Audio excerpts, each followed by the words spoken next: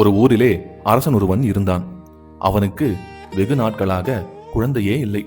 தன்னுடைய குலகுருவின் ஆலோசனைக்கேற்ப அவர் சொன்ன பரிகாரங்களை செய்து வெகு நாட்களுக்கு பிறகு அவனுக்கு அழகிய பெண் குழந்தை ஒன்று பிறந்தது.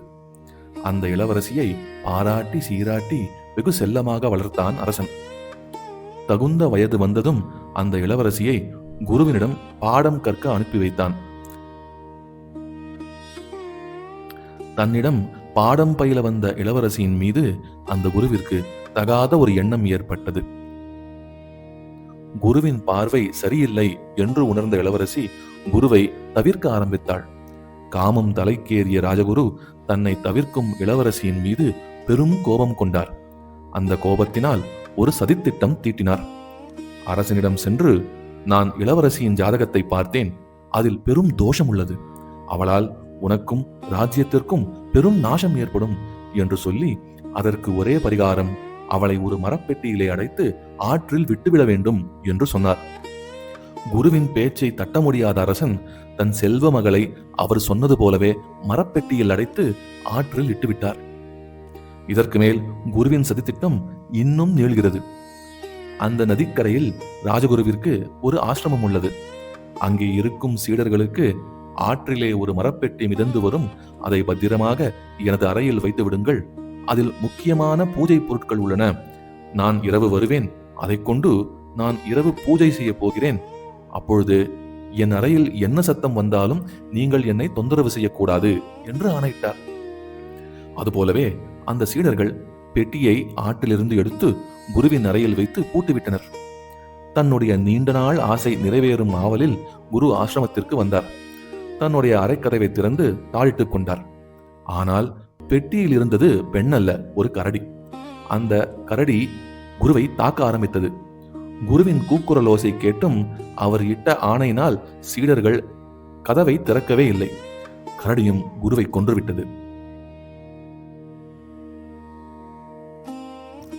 அங்கு நடந்தது என்ன என்றால், ஆற்றங்கரையில் வேட்டையாட வந்த அண்டை நாட்டு இளவரசன் ஆற்றில் மிதந்து வந்த பெட்டியை மீட்டு அதில் இருக்கும் இளவரசியை காப்பாற்றினான்.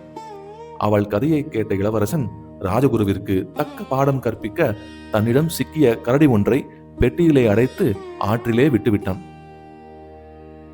இது அறியாது தன்னுடைய சதிவலையில் தானே விழுந்து மாண்டு போனான் ராஜகுரு. தகாத காமம் அழிவை தேடித்தரும் என்பதற்கு இந்த விசித்திரமான கதை ஒரு எடுத்துக்காட்டு.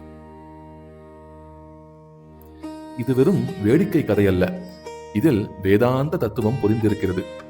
கண்ணன் பகவத்கீதையில் 2ஆம் அத்தியாயத்தில் 62, 63 ஸ்லோகங்களில் சங்காத் சஞ்சாயதே காமஹ, காமாத் குரோதோபி ஜாயதே, குரோதாத் பவதி சம்மோஹ, சம்மோகாத் ஸ்மிருதி விப்ரமஹ, ஸ்மிருதி பிரம்ஷாத் புத்திநாசஹ, புத்திநாசாத் பிரணஷ்யதி என்று சில படிநிலைகளை காட்டுகிறான்.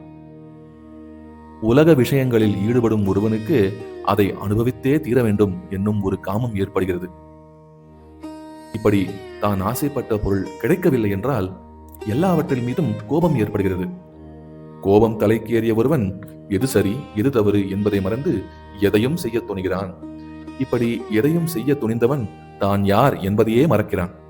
இந்த கதையில் தான் ராஜகுரு என்பதை மறந்து கீழ்த்தரமான செயலை செய்ய துணிந்தான் அல்லவா, அது போன்று தன்னை மறந்த ஒருவன் தான் கற்ற அனைத்தையும் இழக்கிறான்.